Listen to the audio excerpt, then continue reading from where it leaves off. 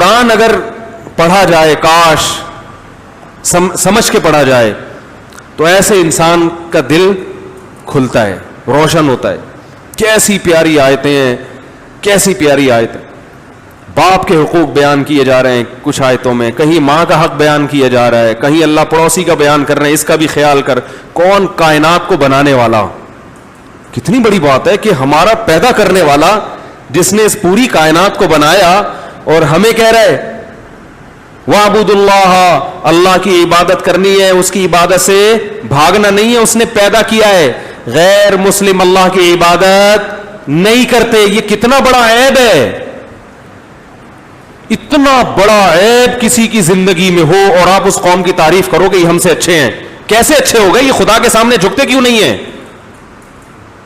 کیا یہ سب چیزیں خود پیدا ہو گئی ہیں؟ کیا کافر اللہ کی نعمتوں سے فائدہ نہیں اٹھاتا؟ کبھی اس کو خیال نہیں آیا کہ جس نے مجھے کھلایا, جو بارشیں برسا رہا ہے, زمین سے تناور درخت پیدا کر کے طرح طرح کی چیزیں پیدا کر رہا ہے, تو یہ کون ہے؟ میں اس کو پہچاننے کی کوشش تو کروں. کیسی عجیب مخلوق, ایک ایک مخلوق اللہ نے ایسے پیدا کی ہے جو بتا رہی ہے کہ مجھے کسی نے بنایا ہے, کسی نے بنایا ہے. ہم نے ابھی جنگل گئے نا, وہاں گورن گورو زیبرا کے بارے میں ایک ماہر تھے ہمارے پاس بیٹھے ہوئے, انہوں نے بتانا شروع کیا کہ اس کے دھاریاں کیوں ہوتی ہیں, زیبرا کے کیا ہوتی ہیں.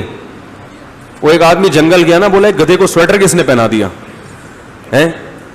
یہ دھاریاں خود بخود بن سکتی ہیں, اور ان دھاریوں کے پیچھے کچھ مقاصد ہیں. قدرت نے بلا وجہ یہ زیبرے کو دھاریاں, بولو بھائی, بلا وجہ نہیں دی, وہ ایسے ہی اتفاق سے, یہ اتفاق سے دھاریاں پیدا ہو گئی اس کے. کسی سائنسدان کی سمجھ میں اتنی سی بات نہیں آئی آج تک. بھائی آپ تو جہاز بناتے ہو, آپ نے تو راکٹ بنا لیا, آپ نے تو ایٹم کو توڑ کے الیکٹران, پروٹون, نیوٹران کو الگ کر دیا, اتنی باریک تحقیق آپ کے پاس ہے, یہ سمجھ میں نہیں آ رہا کہ اس گدھے کو سویٹر کس نے پہنا دیا بھائی جنگل میں, اور بلا وجہ نہیں ہوا. قدرت کے ہر کام کے پیچھے کوئی نہ کوئی حکمت ہے. جو کام اتفاقی ہوتے ہیں وہ حکمت سے خالی ہوتے ہیں. میں حیران ہو گیا جب زیبرے کے بارے میں جو اس کی دھاریوں پر ہم نے اسٹڈی کیا اور گورو ہی کی تحقیقات پڑھی, تو انسان کہتا ہے اللہ واقعی بہت بڑا ہے, اور یہ خود بخود یہ چیزیں وجود میں نہیں آ سکتی. اس کی دھاریاں ہمارے فنگر پرنٹس کی طرح ہیں. کسی ایک زیبرے کی دھاری دوسرے سے ڈیزائن, بولو بھائی, نہیں ملتی, اور اسی سے زیبرے ایک دوسرے کو پہچانتے ہیں. اس کی دھاریاں اسے جانوروں سے بچاتی ہیں, آنکھوں کو کنفیوز کرتی ہیں, شیر کو کنفیوز کر دیتی ہیں. اللہ نے اس کے دفاع کے لیے کیا رکھا ہے؟ اس کے دفاع کے لیے, کیونکہ اس کی رفتار ہرن جیسی نہیں ہے. ہرن کو اللہ نے تحفظ کے لیے اسپیڈ بہت دے دی کہ تیرے کوئی دھاریاں نہیں ہے, اسپیڈ ہے تیری, باغ. اور شیر کو کہا تو بھی پنجہ آزما, کبھی تو جیتے گا کبھی وہ جیتے گا, جنگل کی زندگی برقرار رہے گی, تیرا بھی پیٹ بھرے گا, اور ہرن بھی ایک حساب سے رہیں گے جنگل میں. زیبرا اتنا موٹا ہے کمبخت, وہ ہرن کی طرح, بولو بھائی, بھاگ ہی نہیں سکتا. اس کو اللہ نے دھاریاں دی ہیں جو جانوروں کی آنکھوں کو کیا کرتی ہیں, نظر ٹکانے نہیں دیتی. ایک مکھی ہے جنگل میں جو زیبرے کا خون چوستی ہے, بیمار کرتی ہے. وہ مکھی کنفیوز ہو جاتی ہے زیبرے کی دھاریوں کی وجہ سے, وہ حملہ نہیں کر پاتی اس پہ. کیسا ڈیفنس کا اللہ نے, زیبرے کو خود بھی پتہ نہیں ہے کہ میرے پیدا کرنے والے نے ڈیفنس کا کیسا. ڈارون نے پتہ کیا چھوڑی تھی لمبی. ڈارون سے جب یہ پوچھا گیا کہ یہ جو ہے دھاریاں, یہ کالی پیلی, یہ کیسے بن گئی اتنی خوبصورت, اور یہ چیتے کے ایسے خوبصورت, اس نے کہا کہ ممکن ہے یہ کسی زمانے میں ایسی جگہ بیٹھتے ہوں جہاں دھوپ بھی پڑتی ہو اور چھاؤں بھی. لوگوں کے ذہن میں ایک سائنسدان کا ایک وہ بیٹھا ہوا ہے کہ جو کچھ کہہ دیں وہ پتھر پہ لکیر ہے. کیا سائنسی تھیوری بدلتی نہیں ہے؟ کیا ایسا نہیں ہوا کہ کتنی تھیوریز ایسی ہیں سائنسدانوں کی جس کو وہ چینج کر چکے ہیں؟ اور دوسری بات یہ کہ ایک تھیوری ہوتی ہے, ایک ریسرچ ہوتی ہے. ڈارون کے جو نظریہ ہے وہ تھیوری ہے, وہ تحقیق نہیں ہے, لیکن اس کو تحقیق بنا کے بیٹھے ہوئے ہیں صرف اس لیے کہ اپنے پیدا کرنے والے کو نہیں ماننا. کیونکہ مانو گے تو پھر جھکنا پڑے گا اس کے سامنے, پھر یہ پوچھنا پڑے گا اس نے کیوں پیدا کیا, پھر یہ ماننا پڑے گا اس کے پیغمبر بھی ہے نہیں ہے, اس کے کیا احکام ہے. تو بڑا اچھا حل اس کا یہ ہے کہ اللہ کو جڑ سے نکال دو, یہ خود بخود. اب زیبرے کا دیکھو, اس کو دھاریاں اللہ نے دی, اسپیڈ کم دی ہے, اسپیڈ تھوڑی کم دی لیکن ڈیفنس کے لیے. کچھوے کو تو اسپیڈ دی نہیں ہے, کچھوا جو ہے اس بیچارے کی تو رفتار ہے ہی نہیں, تو اس کے تو جنگل کے جانوروں نے بیچارے کی واٹ لگا دینی تھی. اس کے پیچھے تو شیر آتا تو وہ کہاں تک چل سکتا تھا کچھوا.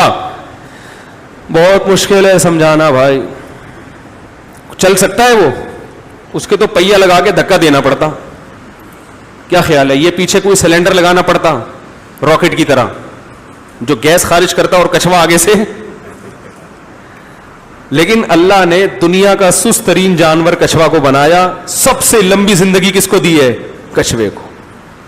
ہم دیکھ کر آئے 200 سال پرانے کچھوے, میں تو کہا ان سے دم کرواؤ بھائی, بزرگ ہیں یہ, حقیقت ہے. اور انہوں نے بتایا 300 سال پرانا بھی ہے. وہ تو اس وقت چونکہ یہ تو شعور بعد میں بیدار ہوا نا انسان میں کہ یار ان کی عمریں لمبی ہوتی ہیں. بہت سے کچھوے ہو سکتا ہے ہوں پرانے ابھی پتہ ہی نہ ہو. وہاں ایک 20 سال کا کچھوا ہم نے دیکھا, میں نے کہا تو بچہ ہے. 200 سال کو 20 سال کا کیا ہے, تو بچہ ہے.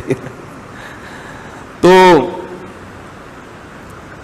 اب دیکھو کچھوے کی رفتار ہی نہیں ہے, لیکن زندگی سب سے لمبی کس کی؟ کچھوے. کیوں؟ اللہ نے کہا تیری رفتار نہیں ہے تو میں دنیا کو بتانے کے لیے کہ یہ خود سے پیدا نہیں ہوا, اس کے رب کو پتا ہے کہ کس کو پیدا کر رہا ہوں میں, لہذا تجھے میں ڈھال دوں گا جو جنگوں میں فوجی اور مجاہدین کے کام آتی ہے نا.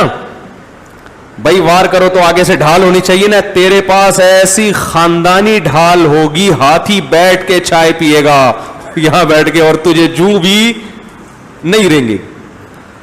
کچھوا کیا کرتا ہے, جب کوئی جانور آتا ہے شکار کرنے, کچھوا سے بھاگا نہیں جاتا, تھوڑا سا بیچارہ چلتا ہے.